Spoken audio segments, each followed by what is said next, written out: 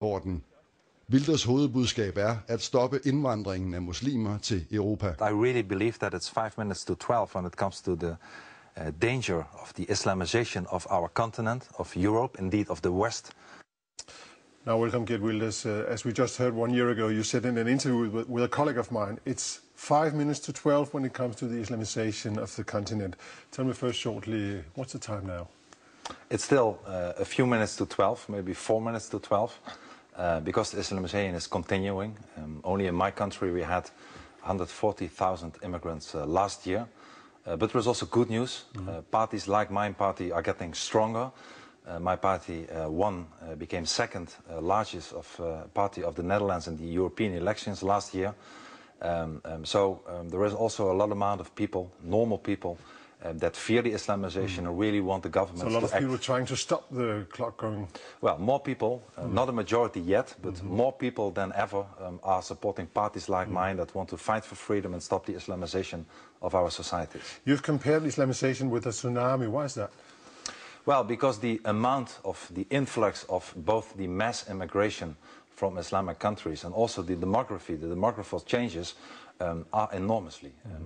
For instance, we have in the Netherlands today, we have 1 million people from Islamic background, and there were not even 100 some decades, 100 years ago.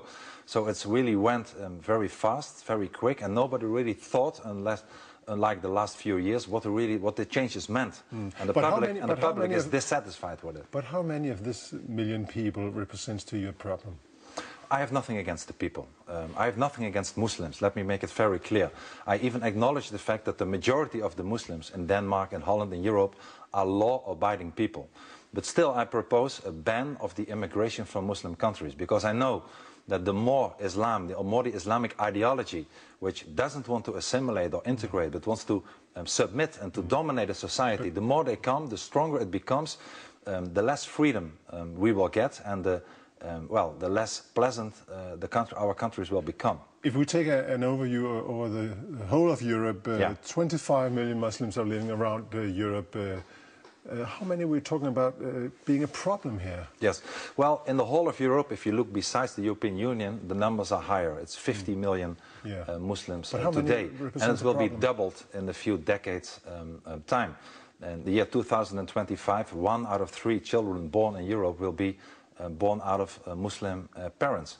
So with the immigration and the demography, it's going very fast. And once again, I'm not saying that those people are problems. I have nothing against people, against Muslims, but the stronger religion, that's a problem. Yes, well, I see it not so much as a religion, I see it more as a totalitarian ideology. For Islam really wants to submit, wants to dominate our societies, doesn't want to be part of our society like Christianity or Judaism, which are originally part of our societies.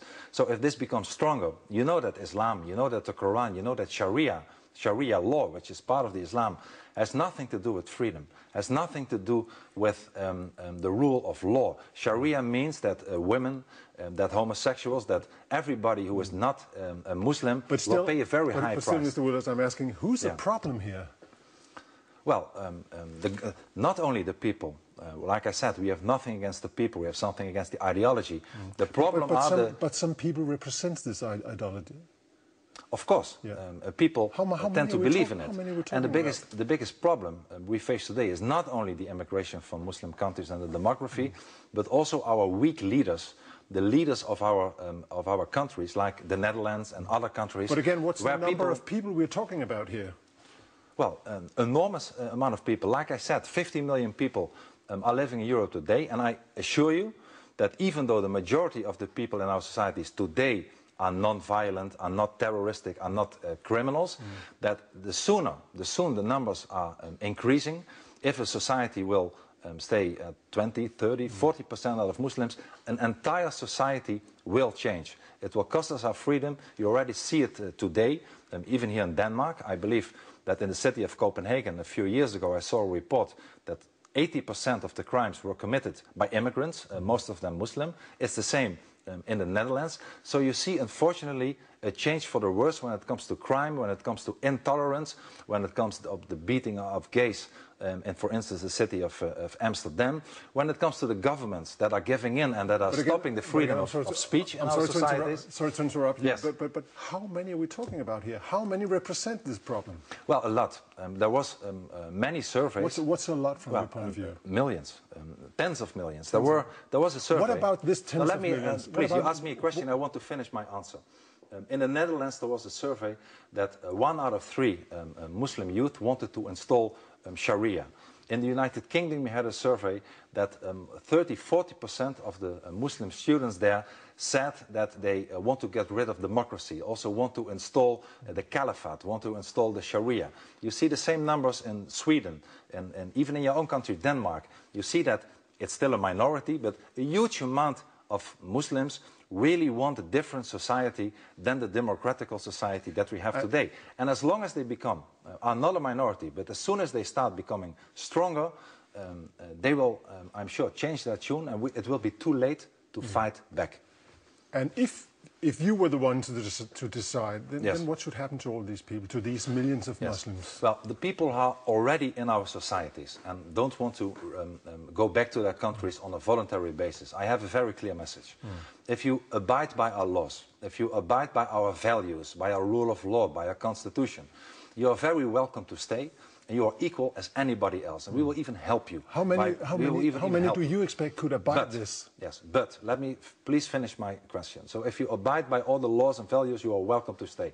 But if you don't, if you commit a crime, if you start thinking about jihad or Sharia, then it's very clear we will send you away, we will send you packing, we will strip you of the Dutch or Danish nationality, and we will send you away. So it's a red line, abide by the rules, and you are welcome to stay, and if you don't, we will send you away the same day, and at the same time we want to stop of the immigration from Muslim countries, from any Muslim countries to our societies. How many do you expect to abide the law? Well, unfortunately, you will see, even here in your country, Denmark, 70% of the population in your prisons consist of people from Islamic background. In Holland, it's unfortunately not so much different. You see all over Europe, if you look at the statistics, so it's not an opinion, I'm talking about facts, that if you look at the crime rates, that people from Morocco, Algeria, other countries are unfortunately, I wish it was different, but what would you do to all these people? What would you do to all these people? Well, I mean, we're talking about millions of people. Are you going to send them out of Europe? Yes, well, if they abide by our laws, if they don't commit crimes, if they don't start acting like Sharia or jihad, they are once again welcome to stay, and we will even help them to integrate by giving them money for education whatsoever. But if they don't, there's only one solution, and that is to send them away out of our countries immediately. And this is the only way and the only language, unfortunately, that is needed. If it was not a few minutes to 12, but a few minutes to 9 p.m., we could decide otherwise, but we cannot afford to do so anymore. We have been talking too long, now we have to start acting in a tough way. And again, the number? What's the Well, like I said, if I talk about the numbers, which 70% of the prisons, many people wanting to implement the Sharia or the Caliphate, are denouncing democracy, you are talking about millions now, and unfortunately it will increase if we don't stop the immigration and if we don't start acting against people who act against our free societies and our values and rule of law. Geert Wilders, thank you very much for joining us. Thank you. It's my pleasure. Og fortsættelse følger på Christiansborg i morgen, nemlig når Geert Wilders, som nævnt, er blandt talerne på en konference om ytringsfrihed.